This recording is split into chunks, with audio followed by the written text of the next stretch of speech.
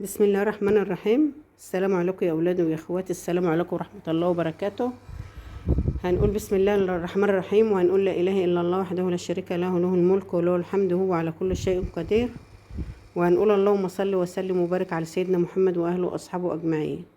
وهنقول يا صباح الفل وصباح الورد وصباح الياسمين على حبايبي ومتابعيني كلهم اجمعين ان شاء الله. جزاك الله خير، وربنا يصلح حالكم ويصلح ما بين ايديكم يا رب. هنعمل معاكم العيش الكايزر او الصامولي، او زي ما في السعوديه بنقول عليه الصامولي، وفي مصر بنقول عليه كايزر. هنحط معلقتين خميره ممسوحين ومعلقتين سكر ممسوحين، وهنحط 2 كيلو دقيق، معانا 2 كيلو من الدقيق، وهنعجن بميه وحليب.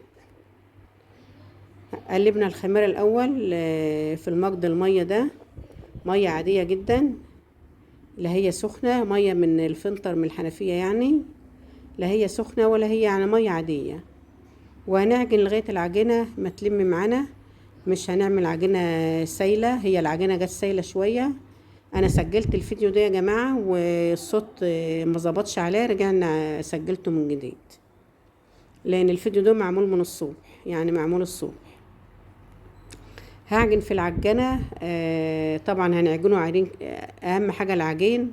وعشان احنا في الحر انا معرفش العجين ده الدقيق نوعه سايب شوية ولا هو عشان الجو حر، او معرفش بالظبط ايه العجينة ما شدتش كده، لا العجينة سايبة شوية. انا عجنتي يعني اللي متابعني من زمان من ايام القناة التانية، انا عجنتي دايما في المعجنات طرية، لان العجينه كل ما بتبقى طريه ملمسها طري، كل العجين كل المعجنات او المخبوزات ما بتطلع هشه وطريه وخفيفه وحلوه. وهنحط معلقه خل على 2 كيلو.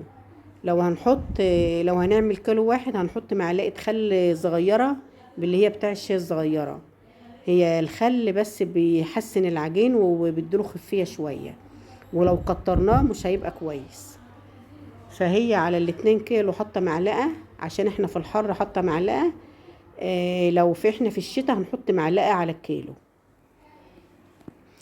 وهنعجن كويس قوي، وزي ما انا قايله لكم قبل كده العجين ما بنعيرلوش الميه ولا الحليب، لان احنا بنعجن لغايه العجينه ما تبقى طريه معانا ونعرف نشكلها. مش بنعجن ونحط ميه في الاول، لا احنا بنحط الميه او الحليب بالتدريج لغايه ما العجينه تبقى معانا طريه وحلوه زي ما احنا عايزين. ونطلع. يعني انا العجينه اللي معايا دي زي ما انتم شايفينها بتلزق شويه. انا حاطه بتاع كوبايه الا ربع بتاع الشاي دي زيت، يعني هي نص كوبايه بس، يعني زياده شويه عن النص. والعجينه هي دي عجينتي على فكره، هي العجينه دي هي دي عجينتي اللي انا بعملها، بتبقى طريه يا بنات زي ما انتم شايفينها كده، ما بتبقاش جامده عن كده. بس الدقيق ده تقريبا من اللي هو ما هوش بيبقى شادد، من اللي هو بيبقى سايب شويه. حتى انا عملت 2 كيلو دولا، وبعد ما ورجعت عملت نص كيلو تاني، وقلت اما جمده شوية. مش ان هو جامد ان العجينة جامدة، لا يعني شوية عن الاولاني. انا قلت عشان انا عايزة اشتري دقيق وعايزة اتأكد من نوع الدقيق. يعني ده انا جايباه من عند اختي، هي جايبة شكارة من اللي هي 25 دي، وانا عايزة اجيب واحدة. فاني بصراحة قلت هجربه تاني في نص كيلو تاني، واجمد العجينة شوية على اساس اختبره، يعني قبل ما اشتري من نفس النوعية. فانتوا ما تخلوش سايب قوي بالاخص في الحر ده، هتعملوه يا بنات خلوه جامد شوية عن اللي انا عاملاها اللي هي الاولانية دي. يعني خلوه جامد هزة، بس ما تخلوش العجينة جامدة ناشفة جامدة، عشان العيش يطلع حلو معاكم. انا قلت لكم على اللي فيها بالظبط اهو. كده هنطلع الهواء قوي منها، لازم نطلع الهواء عشان العيش ما يبقاش قلبه فاضي، يبقى العيش قلبه لابب كده في لبه كده وحلو. وهحط دقيق وهقطع. وبشكركم جدا جدا، بشكر كل اللي معايا على القناة، وكل اللي دخلي، وكل اللي هيدخل لي، وكل اللي طلع من عندي برضو جزاه الله خير، اللي هو فكر ويدخل لي في يوم من الايام. جزاه الله خير وكتر خيره ان اللي كان عنده وطلع. واللي هيدخل لي برضو جزاه الله خير وشجعونا يا جماعة كده، عشان بصراحة انا تعبت قوي قوي في القناة دي. القناة اللي كانت قبل دي يعني تعبت فيها تعب جامد والله العظيم. بقى الفيديو ياخد مني مجهود وتصوير وبقى ياخد مني بصراحة مجهود كبير، وتعبت فيها قوي يعني، تعبت 4 سنين فيها. وسبحان الله هو ما فيش ليا فيها اكل عيش ولا ليا فيها نصيب، وراحت والحمد لله. اللي راحت بايه بخيرها وشرها، والحمد لله ان هي راحت. وعملت قناة تانية برضو انا عشان حب في المحتوى، عملت قناة تانية وبتعب برضو، وان شاء الله برضو هي مش هتكبر الا بالمتابعين وبالناس الحلوين برضو اللي هيدخلوا لي. هي مش هتكبر، ما فيش اي قناة بتكبر الا بالناس، ما بتكبرش بصراحة بصاحبة القناة ولا كده، هي بالناس. والحب في الله هو اللي بيكبر القناة للإنسان. وانا طبعا بدعي لكل اللي تخلي جزاها الله خير، وربنا يجعله في ميزان حسناته. وزي ما قلت لكم القناة مش هتكبر الا بكم بالمتابعين، وربنا يصلح حالكم يا رب ويحسن ما بين ايديكم يا رب. وربنا يخلي لكم اولادكم وينجحهم ويكفوهم شر الطرق وشر المستخبي في علم الغيب يا رب. ولادكم وولادنا وولادهم وولاد المسلمين اجمعين يا رب، اللهم امين. هنفرد. شايفين العجينه طريه ازاي؟ بس يا بنات انا عشان انا بعرف اشكل الحاجه طريه، ايدي واخده على كده، بقول لكم ما تخلوش العجينه طريه قوي زياده عن زي ما انا عاملاها، خلوها ماسكه شويه عن اللي انا عاملاها دي. والبنات اللي تعمل العيش ده لاول مره تعمل نص كيلو بس، اعملوا نص كيلو، جربوا فيا بنات. لو عندكم طفلين بيروحوا المدرسة او الحضانة، النص كيلو هيقضوهم 3 ايام في كيس في التلاجة، ومش هتحطوه في الفريزر ولا حاجة، وهيفضل حلو زي ما انتم شايفين يا بنات كده اهو. تشكيله سهل جدا. حطوا دقيق كده تحته، عشان انا بحط دقيق عشان ان هي العجينة طرية شوية. يعني لو العجينة بس ماسكة شوية صغيرين مش ممكن ما يحتاجش، بس لو العجينة طرية كده حطوا دقيق. العجينة طبعا حلوة قوي، وواخدة حقها في العجين بصراحة. عجناها لما بقت زي الملبن كده، بس زي ما قلت لكم العجين الدقيق ده ما بيشدش، بيرخي. بس ده اللي انا عايزة اعرفه لكم بس. وبحب اتكلم والله مع المتابعين، والله العظيم انا بحب اتكلم مع المتابعين اكن هم معايا، اكن في بيتي ومعايا. بحب، والتعليقات بحبها قوي. التعليقات جميلة كده، اما بلقى تعليق جميل بصراحة ببقى مبسوطة قوي سعيدة بيه. وجزاكم الله خير وربنا يصلح حالكم يا رب. ده طبعا الدور ده اللي طلع من الفرن، قلت اوريه لكم اهو. ولسه طبعا الباقي ما اتحطش في الفرن. وزي ما شايفين طلع جميل ازاي. بس زي ما قلت لكم برضو يا بنات اللي تعملوه لاول مره، خلوا العجينه ماسكه هزه، وبرضو ما تخلوهاش ناشفه عشان العيش يطلع طري وحلو. وانا عملت زي ما انا قلت لكم، انا عامله نص كيلو تاني، قلت عشان اختبر برضو الدقيق تاني. وطبعا احنا لنا تجارب يعني، بنبقى عايزين نعرف الاحسن ايه ونوع الدقيق الحلو ايه. عملت نص كيلو، بس عملت عيش كبير. يعني نص كيلو جه 7 ترغيفة، طبعا كبير جدا. هو ده يا دوبك على قد الطفل كده، دي اللي هو قد اللي بالشارع اللي انتوا بتشتروه. بس طبعا حاجة البيت يا جماعة ما يعلاش عليه، ريحة وطعم وشكل وكل حاجة. بصراحة حاجة البيت ما يعلاش عليها.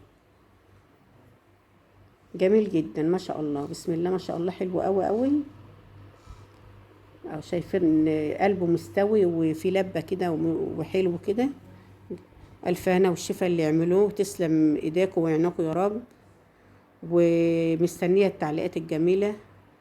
ومعلش بقى هو الفيديو نزل وما لقناش الصوت عليه، مش عارفة الصوت ما سجلش ليه. ربنا يستر والصوت برضو على ده يظبط بقى على الفيديو ده اللي انا بسجل عليه حاليا الوقت ده النص كيلو يا بنات. التاني شايفين عامله عيش كبير شوية. انا عشان كنت بطبخ وكان ورايا شغل تاني، كان عندي ناس كده بيعملوا حاجة وكنت بطبخ لهم. وكنت وانا عملت ده وانا في المطبخ كده، وانا شغالة في الاكل في الطبخ يعني، وفي البيت عملت النص كيلو ده. انا خليته العجينة جامدة يعني، مش هقول لكم جامدة عن شايفينها طرية هوي يعني، وهي بتقطع طرية، بس جامدة عن التاني شوية صغيرين. وجزاك الله خير، وبشكركم تاني وتالت ورابع، وهفضل وجميلكم على راسي، كل اللي تخلي جميله على راسي. وبحب اعمل البث يا جماعه، انا بعمل البث مش عشان والله متابعه ولا عشان مشاهده ولا عشان حاجه. انا لما بعمل البث بعمله عشان اتكلم معاكم، وما بلقى حد داخل لي بيتكلم معايا كده ببقى حاسه ان حد من اهلي، حاسه ان انتوا عيلتي بجد، عيلتي مش كلام وخلاص والله. ان الناس بتحبني في الله وداخلين يكلموني، ببقى مبسوطه جدا جدا. جزاكم الله خير، وربنا يصلح حالكم ويصلح ما بين ايديكم يا رب، وربنا يفادي عيالنا وعيالكم وعيال المسلمين يا رب، وكفوهم شر الطرق وشر مستخبي في علم الغيب، اللهم امين يا رب. طبعا الفيديو ده يا جماعه انا عاملاه الصبح، يعني بتاع الساعه 9 10 كده، وانا مولعه على الاكل بتاعي برضو، عجنت نص كيلو وعملته برضو وانا واقفه في المطبخ كده.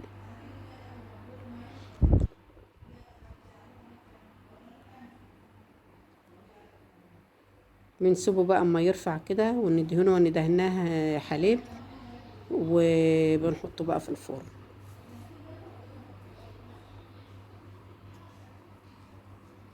طالع برضو جميل جدا زي ما انتم شايفين يا بنات. ما تنسوش اللايك يا بنات، انا عايزه اللايك يوصل ل1000 لايك كده يا جماعه. انا نفسي اللايك عندي يوصل ل1000 مره، ولو مره حتى كده. وصلوا لنا اللايك ل1000 يا جماعه كده. ربنا يصلح حالكم يا رب، ويصلح ما بين ايديكم يا رب. حطوا لنا لايك كده، وبنتظر تعليقاتكم جميله، وشوفوا انتوا عايزين معجنات ايه تاني اعملها لكم ان شاء الله للمدارس، ولينا بقى في البيت برضو. شوفوا انتوا عايزين ايه تاني. لما تطلبوا حاجة معينة هبقى مبسوطة ان انا بعملها، ان انتوا طالبينها وبعملها. زي ما قلت لكم دول النص كيلو بس، الرغيف كبير يعني ياكلوا نفر كبير ويشبعوا من بدري كمان، رغيف كبير يعني. فالبنات المبتدئين يعملوا نص كيلو في الاول، اللي هو العيش الصغير ده، اللي عندهم ولاد في الحضانة او المدرسة ابتدوا بنص كيلو يا بنات. وخلوا العجينة طرية بس مش سايبة، عشان تعرفوا تشكلوها ويعملوها، يبقى احسن كتير من اللي انتوا هتشتروه. شايفين جمال العيش؟ العيش جميل جدا وريحته، بس كفايه ريحته جميله قوي قوي وحلوه.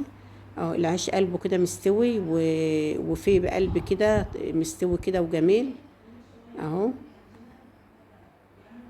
قلبه طري وجميل كده وحلو، ما هوش معجن، لا هشش وجميل. السلام عليكم ورحمه الله وبركاته.